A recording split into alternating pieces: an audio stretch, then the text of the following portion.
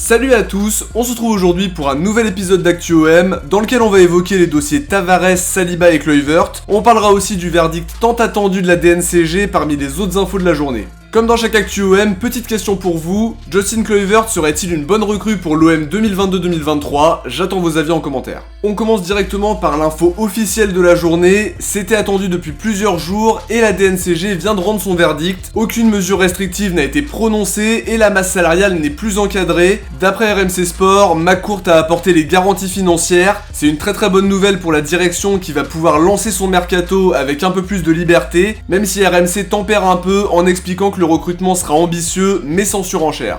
Dans le sens des arrivées, Foot Mercato explique que l'OM suivrait le profil de Léo Tafage. Le défenseur suisse de 16 ans attire les convoitises en Ligue 1. Il y a notamment des intérêts de Lyon, Monaco et Paris. L'OM a en tout cas déjà montré qu'il avait des yeux en Suisse avec le recrutement de Ghebreyesus. À voir quel sera le prochain club de Tafage, mais on en reparlera. En ce qui concerne Sampaoli, As expliquait hier qu'il serait prêt à quitter l'OM parce qu'il considère que sa direction ne peut pas lui donner de garantie solide sur le marché, lui qui veut une équipe compétitive pour jouer la Ligue des Champions. A l'inverse, Veronica Brunati, qui est souvent bien informé, dément l'information et précise qu'il se sent très bien à Marseille et qu'il apprécie les efforts de Pablo Longoria pour renforcer l'équipe. RMC de leur côté parle de contacts réguliers entre Sampaoli et sa direction. Longoria travaille énormément pour convaincre de potentiels recrues et en interne le club promet que les recrues sont sur le point d'arriver. Ça reparle du dossier Nuno Tavares. Foot Mercato indique que l'OM aurait formulé une offre de prêt avec option d'achat pour récupérer le latéral gauche d'Arsenal. Les Gunners seraient ouverts à l'idée mais n'ont pas encore donné de réponse au board marseillais. Une info confirmée par le très fiable Fabrizio Romano. Pour le moment, il n'y a pas encore d'accord avec le club londonien sur la formule finale de l'opération. Une piste en tout cas qui semble être de plus en plus sérieuse. On en entend parler quand même assez souvent, mais de notre côté, on en reparlera quand ça deviendra plus concret. Dans le dossier Harit maintenant, OM Fada explique qu'il devrait bien être la première recrue du mercato estival. D'après lui, les discussions avanceraient très bien et seraient même sur le point d'aboutir sur un accord estimé à 8 millions d'euros. C'est la priorité de la direction et le joueur veut absolument revenir, ça pourrait se concrétiser après la reprise du groupe le 29 juin.